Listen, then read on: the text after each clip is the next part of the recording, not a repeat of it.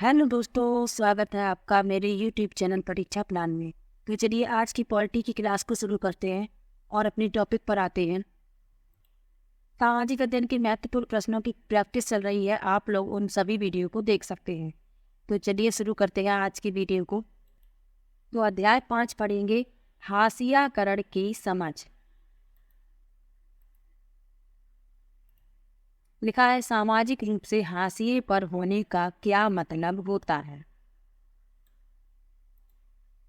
आप कॉपियों के जिन पन्नों पर लिखते हैं उनकी बाईं ओर खाली जगह होती है जहां आमतौर पर लिखा हो नहीं जाता, उसे पन्ने का हाशिया कहा जाता है। कुछ ऐसा ही समाज में भी होता है। हाशियाई का मतलब होता है कि जिसे किनारे या हाशिए पर ढकेल दिया जा गया हो। ऐसे में वह व्यक्ति चीजों के केंद्र में नहीं रहता। यह एक ऐसी चीज है जिसको आपने अपनी कक्षा या खेल के मैदान में भी कभी न कभी महसूस किया हो। अगर आप अपनी कक्षा के ज़्यादातर बच्चों जैसे नहीं हैं, यानी अगर आप संगीत या फिल्मों में आपकी रुचि अलग तरह की है, अगर आपका बोलने का ढंग औरों से अलग है, अगर आप औरों की तरह गपशप में ज़्यादा मज़ा नहीं लेते, अगर आप खेल नहीं खेलते जो ज़्यादातर बच्चे खेलना चाहते हैं, अगर आपका पहनावा अलग तरह का है, तो इस बात की गुंजाइश बढ़ जाएगी कि आपके संगी साथी आपको अपने बीच का नहीं मानेंगे। इस तरह आप अक्सर यह महसूस करते हैं कि आप औरों से अलग हैं। आपकी कही बात, आपके एहसास, आपकी सोच और आपका व्यवहार सही नहीं है या औरों को पसंद नहीं है। कक्षा की तरह समाज में भी ऐसे समूह या समुदाय हो सकते हैं जिन्हें इस तरह की बेदखली का एहसास रहता है। उनके हाशियाकरण की वजह यह हो सकती है कि वे अलग भाषा बोलते हैं, अलग रीति रिवाज अपनाते हैं या बहुसंख्यक समुदाय के मुकाबले किसी दूसरे धर्म के। वे अपनी गरीबी के कारण सामाजिक हैसियत में कमतर माने जाने की वजह से और शेष लोगों के मुकाबले कमतर मनुष्य के रूप में देखे जाने की वजह से खुद को हाशिए पर महसूस करते हैं। कई बार हाशियाई समूहों को लोग दुश्मनी और डर के भाव से भी देखते हैं। फासले और अलग थलग किए जाने का यह एहसास समुदायों को संसाधनों और मौकों का फायदा उठाने से रोक देता है। फलस्वरूप हाशियाई समुदाय अपने अधिकारों के लिए आवाज उठाने में उन्हें समाज के ऐसे ताकतवर और वर्चस्वशाली तबकों के मुकाबले शक्तिहीनता और पराजय का एहसास रहता है। जिनके पास जमीन है, धन दौलत है, जो ज़्यादा पढ़े लिखे और राजनीतिक रूप से ज़्यादा ताकतवर हैं। इसका मतलब यह है कि हाशियाकरण किसी एक ही दायरे में महसूस नहीं होता। आर्थिक, सामाजिक और राजनीतिक सभी दायरे समाज के कुछ तबकों को हाशियाई महसूस करने के लिए विवश करते हैं। इस अध्याय में आप दो ऐसे समुदायों के बारे में पढ़ेंगे जिन्हें आज भारत में सामाजिक रूप से हाशिए पर माना जाता है। लिखा है, आदिवासी कौन लोग हैं। आदिवासी शब्द का मतलब होता है मूल निवासी। ये ऐसे समुदाय हैं जो जंगलों के साथ जीते आए हैं और आज भी उसी तरह जी रहे हैं। भारत की लगभग 8% आबादी आदिवासियों की है। देश के बहुत सारे महत्वपूर्ण खनन एवं औद्योगिक क्षेत्र आदिवासी इलाकों में है। जमशेदपुर, राउरकेला, बोकारो और भिलाई का नाम आपने सुना होगा। आदिवासियों की सारी आबादी एक जैसी नहीं है। भारत में 500 से ज़्यादा तरह के आदिवासी समूह हैं। छत्तीसगढ़, झारखंड, मध्य प्रदेश, उड़ीसा, गुजरात, महाराष्ट्र, राजस्थान, आंध्र प्रदेश, पश्चिम बंगाल तथा उत्तर पूर्व के अरुणाचल प्रदेश, असम, मणिपुर, मेघालय, मिजोरम, नागालैंड एवं त्रिपुरा आदि राज्यों में आदिवासियों की संख्या काफ़ी ज़्यादा है। अकेले उड़ीसा में ही 60 से ज़्यादा अलग अलग जनजाति समूह रहते हैं। आदिवासी समाज औरों से बिल्कुल अलग दिखाई देते हैं क्योंकि उनके भीतर ऊंच नीच का फर्क बहुत कम होता है। इसी वजह से ये समुदाय जाति वर्ण पर आधारित समुदायों या राजाओं के शासन में रहने वाले समुदायों से बिल्कुल अलग होते हैं। आदिवासियों के बहुत सारे जनजातीय धर्म होते हैं। उनके धर्म इस्लाम, हिंदू, ईसाई आदि धर्मों से बिल्कुल अलग हैं।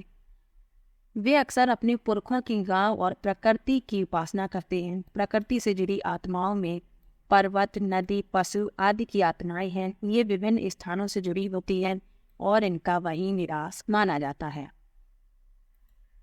ग्राम आत्माओं की अक्सर गांव की सीमा के भीतर निर्धारित पवित्र लता कुंजों में पूजा की जाती है, जबकि पुरखों की उपासना घर में ही की जाती है।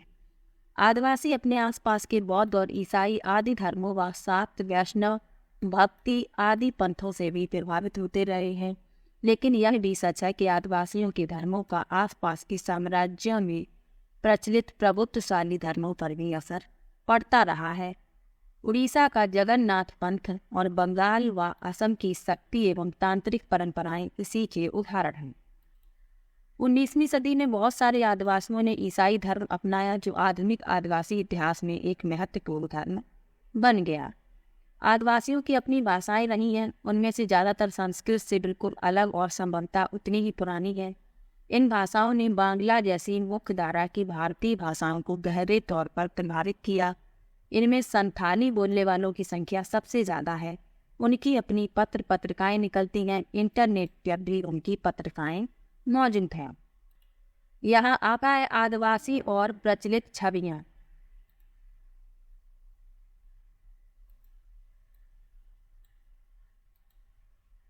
हमारे देश में आदिवासियों को एक खास तरह से पेश किया जाता रहा है। स्कूल के उत्सवों, सरकारी कार्यक्रमों या किताबों व फिल्मों में उन्हें सदा एक ही रूप में पेश किया जाता है। वे रंग बिरंगे कपड़े पहने, सिर पर मुकुट लगाए हमेशा नाचते गाते दिखाई देते हैं। इसके अलावा हम उनकी ज़िंदगी की सच्चाइयों के बारे में बहुत कम जानते हैं। इसीलिए बहुत सारे लोग गलतफहमी का शिकार हो जाते हैं कि उनका जीवन बहुत आकर्षक, पुराने किस्म का और पिछड़ा हुआ है। आदिवासियों पर यह आरोप भी लगाया जाता है कि वे आगे नहीं बढ़ना चाहते। बहुत सारे लोग पहले ही मान लेते हैं कि वे बदलाव या नए विचारों से दूर रहना चाहते हैं।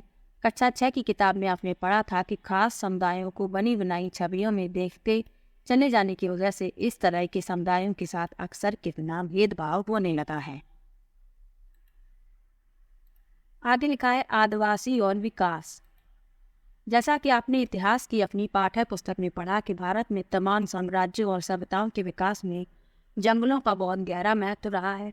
लोहे, तांबे, सोने व चांदी के अयस्क, कोयले और हीरे, कीमती इमारती लकड़ी, ज़्यादातर जड़ी बूटियाँ और पशु उत्पाद और स्वयं जानवर, ये सभी जंगलों से ही मिलते हैं। इसके अलावा जीवन के आगे बढ़ते रहने में जंगल का बड़ा योगदान है। इन्हीं जंगलों से बहुत सारी नदियों को लगातार पानी मिलता रहा है। अब समझ में आ रहा है कि ये जंगल हमारी हवा और पानी की उपलब्धता और गुणवत्ता को भी गहरे तौर पर प्रभावित करते हैं। 19वीं सदी के आखिर तक हमारे देश का बड़ा हिस्सा जंगलों से ढका हुआ था और कम से कम 19वीं सदी के मध्य तक तो इन विशाल भूखंडों का आदिवासियों के पास जबरदस्त ज्ञान था। इन इलाकों में उनकी गहरी पैठ थी, उनका जंगलों पर पूरा नियंत्रण भी था। इसीलिए आदिवासी समुदाय बड़ी बड़ी रियासतों और रजवाड़ों के अधीन नहीं रहे, बल्कि बहुत सारे राज्य वन संसाधनों के लिए आदिवासियों पर निर्भर रहते थे। यह तस्वीर आदिवासियों की प्रचलित छवि से बिल्कुल अलग है। आज उन्हें हाशियाई और शक्तिहीन समुदाय के रूप में देखा जाता है। औपनिवेशिक शासन से पहले आदिवासी समुदाय शिकार और चीजें बीनकर आजीविका चलाते थे। वे एक जगह ठहर कर कम रहते थे। वे स्थानांतरित खेती के साथ साथ लंबे समय तक एक स्थान पर भी खेती करते थे। हालांकि ये परंपराएं अभी भी कायम हैं, लेकिन पिछले 200 सालों में आए आर्थिक बदलावों, वन नीतियों और राज्य व निजी उद्योगों के राजनीतिक दबाव की वजह से इन लोगों को बागानों, निर्माण स्थलों, उद्योगों और घरों में नौकरी करने के लिए ढकेला जा रहा है। इतिहास में पहली बार ऐसा हो रहा है कि आज उनका वन क्षेत्रों पर कोई नियंत्रण नहीं है और न ही उनकी उन तक से भी पहुंच है।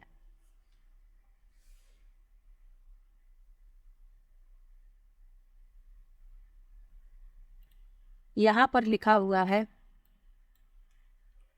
लिखा है झारखंड और आसपास के इलाकों के आदिवासी 1830 के दशक से ही बहुत बड़ी संख्या में भारत और दुनिया के अन्य इलाकों, मॉरिशस, कैरिबियन और यहाँ तक कि ऑस्ट्रेलिया में जाते रहे हैं। भारत का चाय उद्योग असम में उनके श्रम के बूते पर ही अपने पैरों पर खड़ा हो पाया है। आज अकेले असम में 70 लाख आदिवासी हैं। इस विस्थापन की कहानी भीषण कठिनाइयों, यातना, विरह और मौत की कहानी रही है।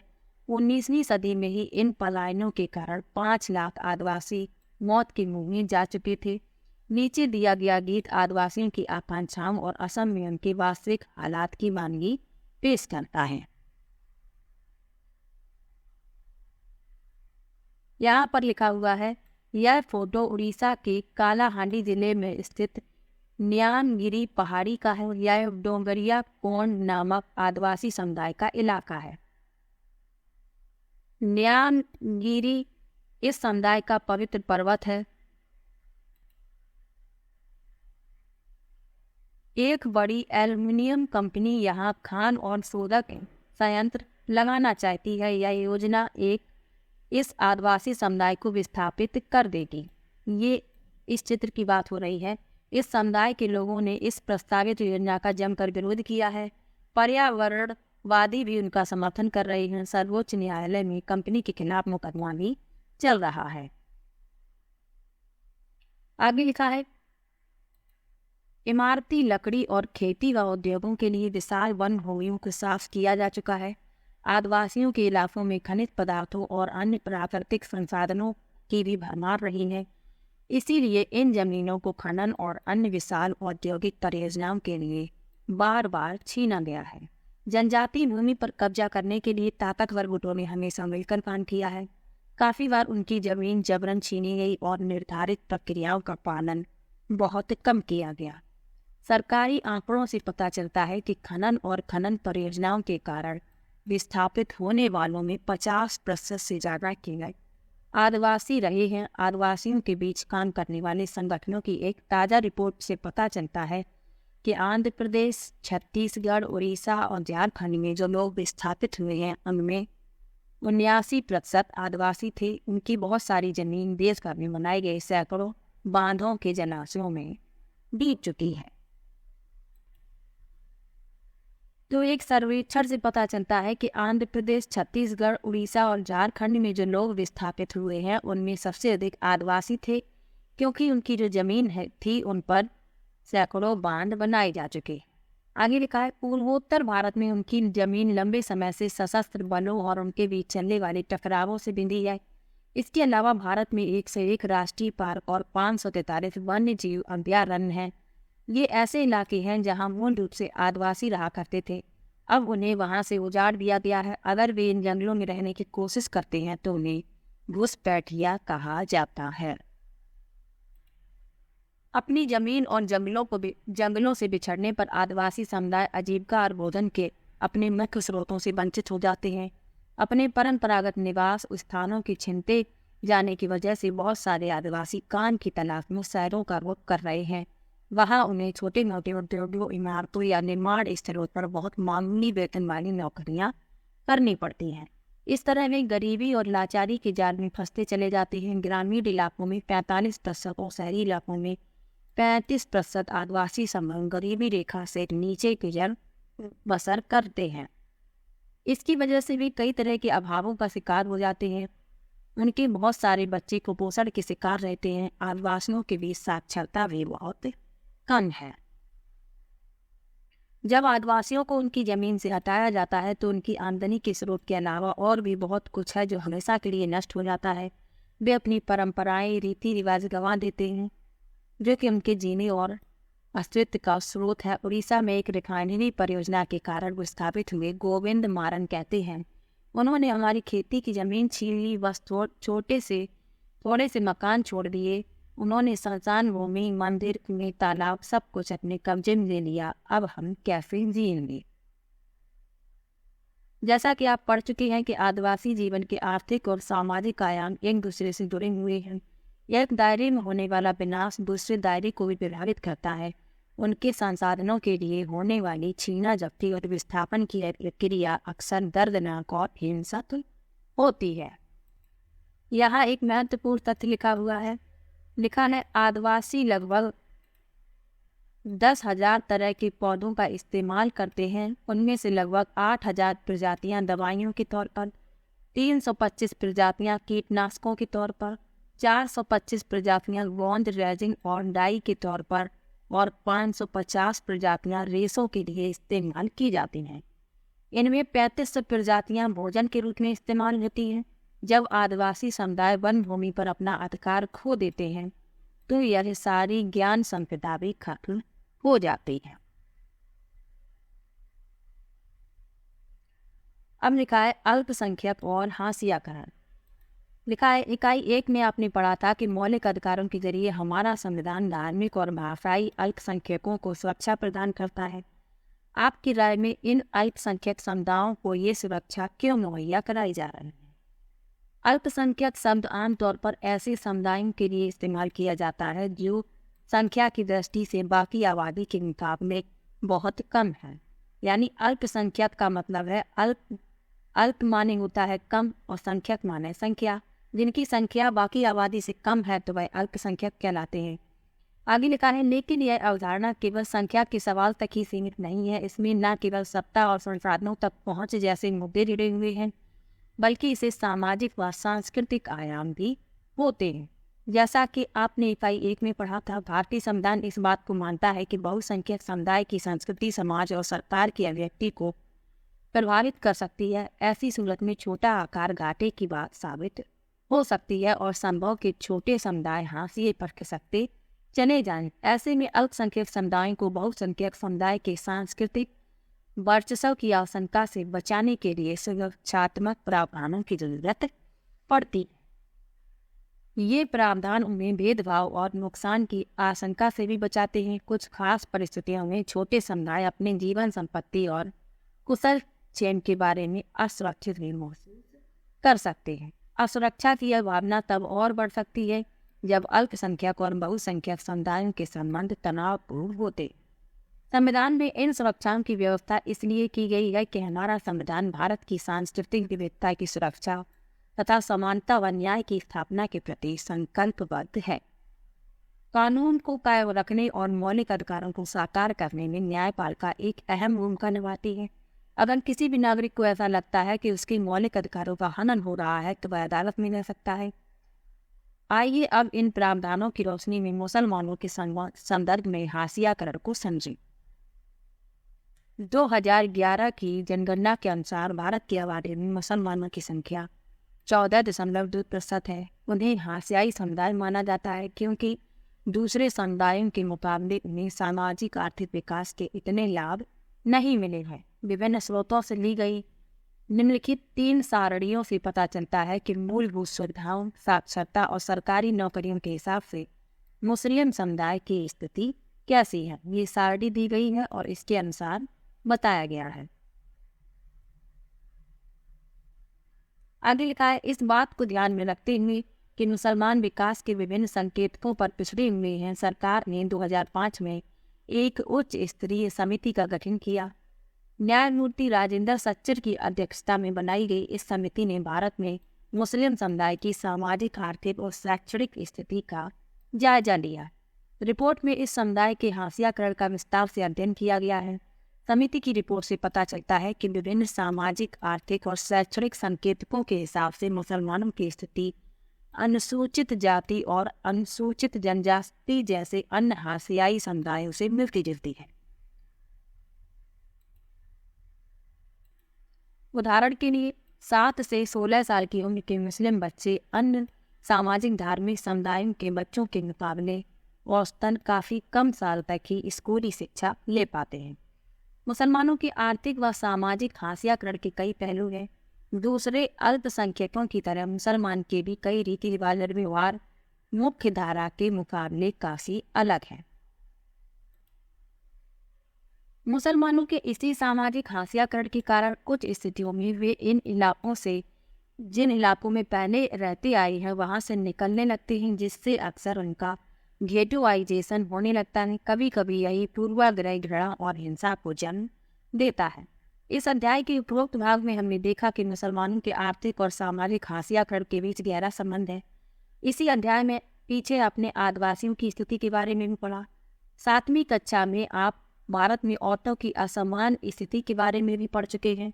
इन सारे समूहों के अनुभव से पता चलता है कि हाशियाकरण एक जटिल परिघटना है जिससे निपटने के लिए कई तरह की रणनीतियों, साधनों और सुरक्षाओं की जरूरत है। इसका मतलब है कि संविधान द्वारा परिभाषित अधिकारों और इन अधिकारों को साकार करने वाले कानूनों व नीतियों की रक्षा में हम सभी की बराबर जिम्मेदारी बनती है। इनके बिना तो हम उस विविधता की रक्षा कर पाएंगे जो देश को एक अनूठी छटा देती है, और ना ही समानता के प्रति राज्य की प्रतिबद्धता को साकार कर पाएंगे। तो आज के लेसन में हाशियाकरण के बारे में जाना, आदिवासियों के बारे में जाना और अल्पसंख्यकों के बारे में जाना। तो आज का ये वीडियो यहीं पर समाप्त होता है।